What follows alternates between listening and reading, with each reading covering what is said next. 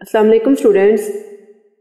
Okay students, हम FSc part 2 की biology का chapter number 2 that is sport and movement उसको डिस्कस कर रहे थे। प्रीवियस वीडियो में हमने टाइप्स ऑफ मसल्स को पढ़ा। मसल्स क्या होते हैं, मसल्स की कितनी टाइप्स होती हैं, जिसमें हमने इसकी 3 टाइप्स को पढ़ा, smooth muscles, cardiac muscles and skeletal muscles. हम आज स्केलेटल मसल्स को डिटेल से डिस्कस करेंगे। स्केलेटल मसल्स क्या होते हैं, किस तरह से ये अपना फंक्शन परफॉर्म करते हैं। Okay, let's start our topic that is skeletal muscles. Skeletal muscles को अगर हम देखें तो they are directly attached to bones, they help in movement. अगर हम स्केलेटल मसल्स की बात करें कि स्केलेटल मसल्स किस अमाउंट में हमारी बॉडी में प्रेजेंट है, तो स्केलेटल मसल्स 640 टू 650, 640 से 650 तक जो टोटल मसल्स हैं उसमें से 640 टू 650 जो है वो स्केलेटल मसल्स हैं। अगर इनके फंक्शन की बात करें, किस तरह से फंक्शन करते हैं, तो they are voluntary in action, striped और स्ट्राइटेड मसल्स। इनमें स्ट्राइशंस होती हैं, स्ट्रिप्स होती हैं। अगर आपने प्रीवियस वीडियो नहीं देखी तो उस वीडियो का लिंक मैं ऊपर आई के बटन पे शो कर रही हूँ, अब वहां पे जाके वो वीडियो देख सकते हैं।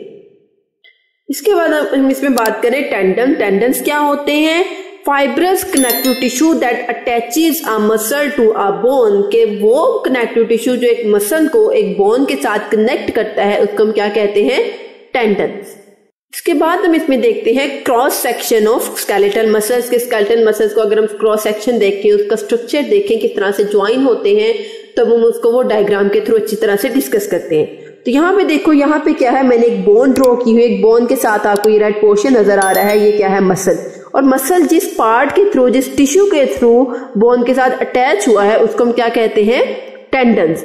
अब ये आपको जो बेली लाइक पोर्शन नजर आ रहा है मसल का, ये क्या है हमारे पास, इसको हम क्या कहेंगे, मसल की बेली कहेंगे। ओके, अगर हम इस मसल को क्रॉस सेक्शन बनाएं, इसको बड़ा करके ड्रॉ करें, तो ये मैंने एक मसल ड्रॉ किया हुआ है। इस मसल के अंदर मसल को एक आउटर बाउंड्री ने कवर किया होता है, उसको प्रोटेक्ट किया है, वो क्या है हमारे पास, एपीमीसियम। एपीमीसियम मसल्स को झटकों से बचाती है, चोट लगने से बचाती है, जो है वो दबाव वगैरह से बचाती है। ओके, अगर हम इस एपीमीसियम को देखें तो एपीमीसियम मसल के अंदर बहुत सारे मसल बंडल्स प्रेजेंट हैं, बहुत सारे मसल बंडल्स प्रेजेंट हैं। अगर मैं एक मसल बंडल को बड़ा करके ड्रॉ करूं, थोड़ा इसका जो है वो इनलार्ज व्यू करूं, माइक्रोस्कोपिक व्यू करूं, तो आप देखें कि इस मसल बंडल को हमने जब इनलार्ज करके ड्रॉ किया तो इस मसल बंडल को भी एक प्रोटेक्टिव कवरिंग ने कवर किया हुआ है, जिसको हम क्या कहते हैं, पेरीमीसियम। मसल के आउटर कवरिंग को क्या कहा हमने, एपीमीसियम, जबकि मसल बंडल के आउटर कवरिंग को क्या कहा, पेरीमीसियम।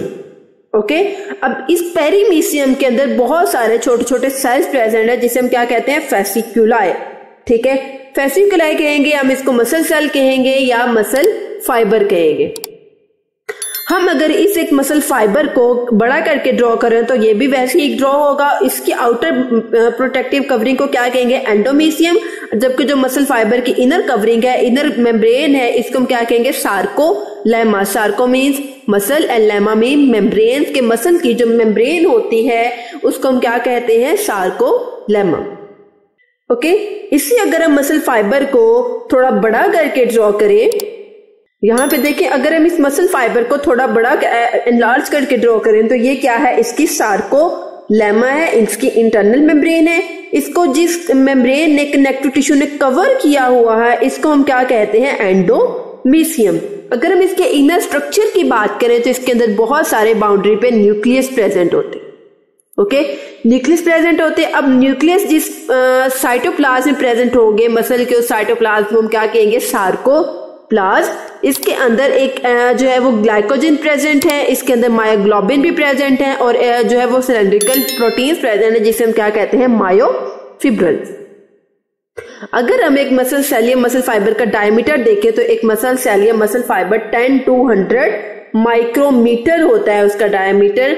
ये क्या है हमारे पास, मसल सेल का डायमीटर।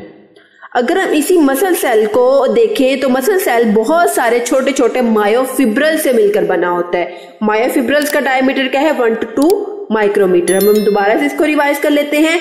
एक मसल जो है वो मसल बंडल से मिलकर बनता है। मसल बंडल किससे मिलकर बनते हैं, मसल फाइबर से। मसल फाइबर किससे बनता है, मायोफिब्रल से। अब अगर हम मायोफिब्रल्स को देखें, मायोफिब्रल्स किससे मिलकर बनते हैं, तो मायोफिब्रल्स के अंदर लाइट एंड डार्क बैंड्स होते हैं। ठीक है। हर लाइट बैंड को हम कहते हैं ए बैंड और हर डार्क बैंड को हम कहते हैं आई बैंड। ए बैंड है, ए बैंड के साथ कौन सा बैंड है? I band. उसके बाद फिर लाइटर ए बैंड है, उसके बाद ए और ए बैंड के दरमियान एक जोन आ जाता है, ठीक है। इसको हम क्या कहते हैं? एच जोन या जोन ऑफ हेले भी इसको बोल देते हैं। जोन ऑफ हेले को दोनों साइड से ए बैंड ने कवर किया हुआ है। अब आप ऐसे भी कह सकते हो कि ए बैंड जोन ऑफ हेले एच जोन के साइड्स पे प्रेजेंट है, या आप ऐसे भी इसको कह सकते हो कि आई बैंड को ए बैंड ने दोनों साइड से कवर किया हुआ है। ओके, अब यहां तक तो हमने देख लिया मायोफिब्रल्स को। अब अगर हम इसको देखें आई बैंड का, अगर हम क्रॉस सेक्शन करें साइड सेंटर से, तो आई बैंड का जो क्रॉस सेक्शन, जो सेंट्रल लाइन आई बैंड को क्रॉस सेक्ट कर रही है, इसको हम क्या कहते हैं? Z line. ओके, और जो लाइन एच जोन को जो है वो डाइसेक्ट कर रही है, इसको हम कहते हैं M line.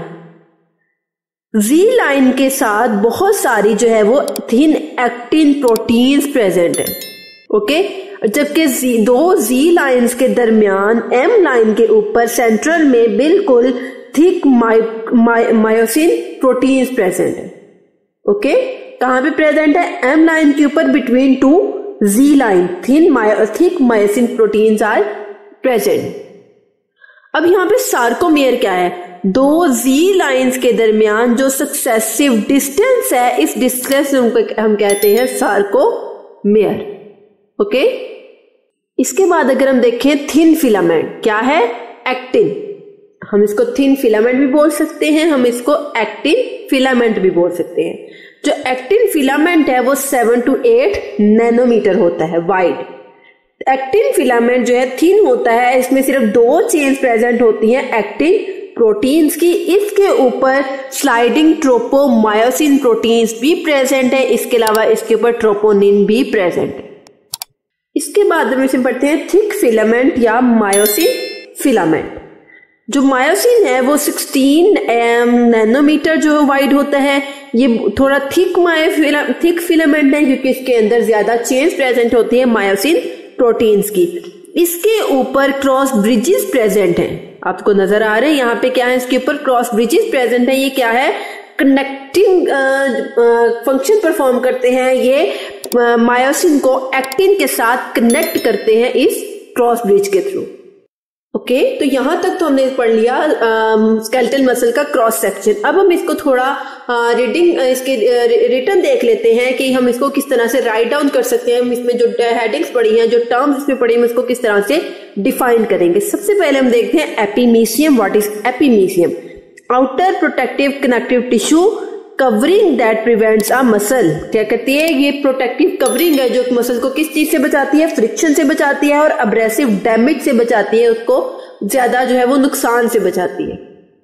Okay, muscle bundles join to form a muscle. Muscle किससे बनता है? मसल बंडल से। इसके बाद है पेरिमीसियम।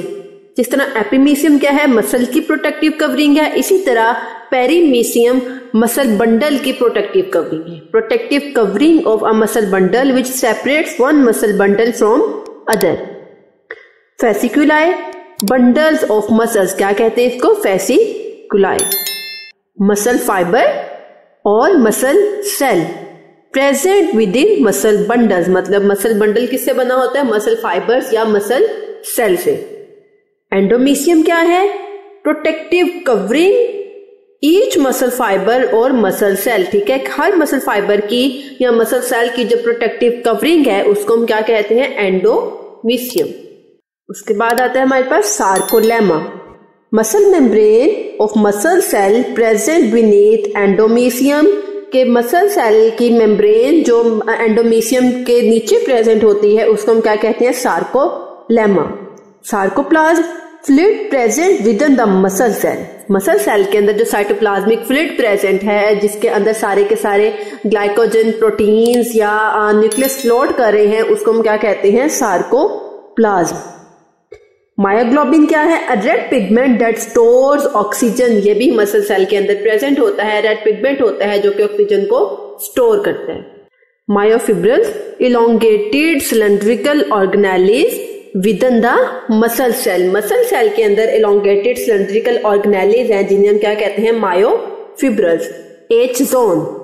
Lighter strip in the mid section of A band, A band के दरमियान में जो लाइट स्ट्रिप प्रेजेंट है उसको हम क्या कहते हैं? H zone. What is Z line? Z line, the line which bisects I band attaches actin protein. ठीक है, वो लाइन जो आई बैंड को डाइसेक्ट कर रही है, सॉरी बाइसेक्ट कर रही है और उसके अंदर एक्टिन प्रोटीन्स प्रेजेंट है, उसके साथ अटैच हुई हुई है, इसको हम क्या कहते हैं? Z line. What is M line? It bisects H zone. Okay, इसके बाद हम इसमें देखते हैं ultrastructure of myofilament. Okay, तो जो मायोफिलामेंट है वो दो तरह की प्रोटीन से मिलकर बनता है, जिसे हमने अभी पढ़ा, एक्टिन प्रोटीन्स और मायोसिन प्रोटीन्स. एक्टिन जो है वो थिन है और मायोसिन जो है वो थिक प्रोटीन्स है. मायोसिन प्रोटीन्स के ऊपर या थिक फिलामेंट के ऊपर क्रॉस ब्रिजेस प्रेजेंट होते हैं जो उसको एक्टिन के साथ कनेक्ट करते हैं. ओके, क्रॉस ब्रिजेस क्या है? What are cross bridges? Heads on thick filament myosin that connect thick and thin filament. Myosin के ऊपर जो हेड लाइक स्ट्रक्चर्स प्रेजेंट है उन्हें हम क्या कहते हैं? Cross bridges. लास्ट में इसमें देखते हैं sarcomere. What is a sarcomere? Distance between two successive Z line, दो जी लाइन के दरमियान जो डिस्टेंस है उसको हम क्या कहते हैं? सार्कोमेयर. ओके स्टूडेंट्स, ये था हमारा आज का छोटा सा टॉपिक. आज के वीडियो में हमने स्केलेटल मसल्स को बड़ा डिटेल से डिस्कस किया through its structure, through cross section, through ultra structure of myofilament. I hope आपको यहाँ तक आज की वीडियो की अच्छे से समझ आई होगी. अगर इस वीडियो में कोई भी कंफ्यूजन हो या किसी चीज की समझ ना आए तो कमेंट सेक्शन में जरूर पूछिए. अगर आपको मेरे वीडियो अच्छे लगे तो मेरे चैनल को लाइक करें, सब्सक्राइब करें, साथ ही बेल आइकन के बटन को प्रेस करें. इससे आपको मेरी हर वीडियो की नोटिफिकेशन सबसे पहले देखने को मिलेगा. ओके स्टूडेंट्स, अल्लाह हाफिज.